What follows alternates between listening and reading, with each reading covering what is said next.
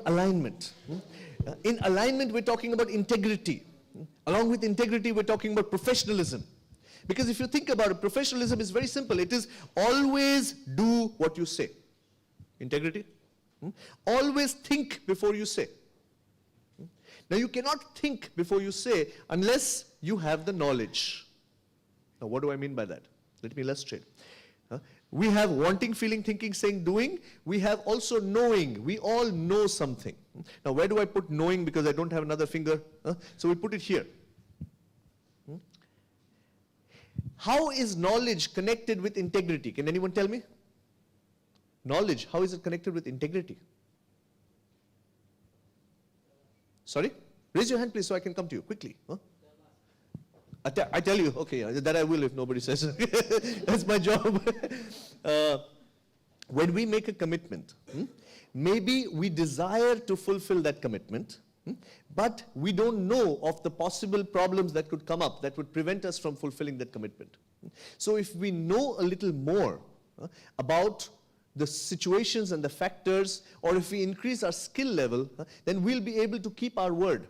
Because there are many people who say, no, but I really wanted to be on time. Or there may be many people who say, no, I really wanted to finish my report on time, or I really wanted to be able to persuade him. You may want it, but the wanting is not, intention is not enough. You also need competence, and competence comes with knowledge. So finally, everything boils down in some way to knowledge. Once I was doing a seminar I did for a $5 billion company on persuasion, and the sales and the CEO asked me, he said, after attending your one-day seminar on persuasion, will my people become good persuaders? I said, no. I said, I will give the knowledge for persuasion. I will show the path for effective persuasion. But you have to walk that path and you have to apply it. Because unless they apply it, they will not be able to get the result.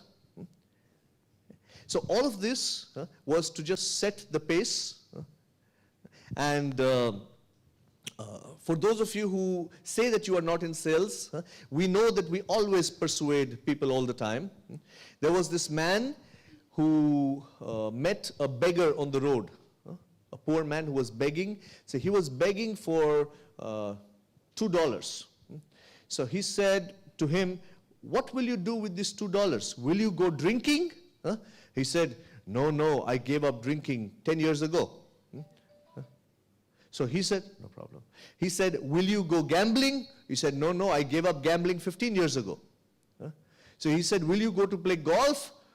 $2. But anyway, I gave up golf also many years ago. So he said, listen, what are you going to do with the $2? He said, I just want to have a good meal. He said, okay, listen, I will give you a good meal, but I will not give you the money. But for the good meal, I will take you home, and my wife will give you a good meal there. He said, but your wife won't mind because I smell bad and I have torn clothes. You sure your wife will not mind? He said, no, you come, it's no problem.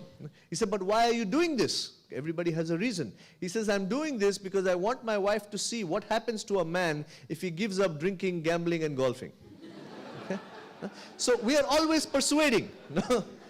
We have different strategies and techniques for persuading. So we will cover some of these. 3 things that we will cover today, ladies and gentlemen. One is beliefs. What are the beliefs we need to have? And how do we know this? We know this because we studied successful salespeople and successful persuaders and negotiators, and we found that all of them share some common beliefs. Now there are 2 things. Either you go through your own experience and then you form your beliefs, or you see that these people have success and they have these beliefs, so let me adopt these beliefs. So beliefs can be formed with experience, either your own or other people's experiences. Some people say, no, I believe only in experience. I don't believe in theory. But what is theory? Theory, if it's in a book, is somebody else's experience. If it's good, the book. Okay. Right? So it's faster to learn from other people's experience, but it's more effective to learn from our own experience. Only experience is not a good teacher. Because only experience, if it was a good teacher, then all old people would be very clever. But that's not true. So it's experience reflected upon. We think about it. And then we think about it and we say, this is what works, so this is the thing that works. And we have a set of beliefs. Today, I'm going to go bang, bang, bang, bang, bang, give you a whole list of beliefs. My request to you is capture it. Please write it down. Okay? Because any one of these could be your beliefs. If they are not, adopt them. And if you want to reinforce them, Please teach them to others.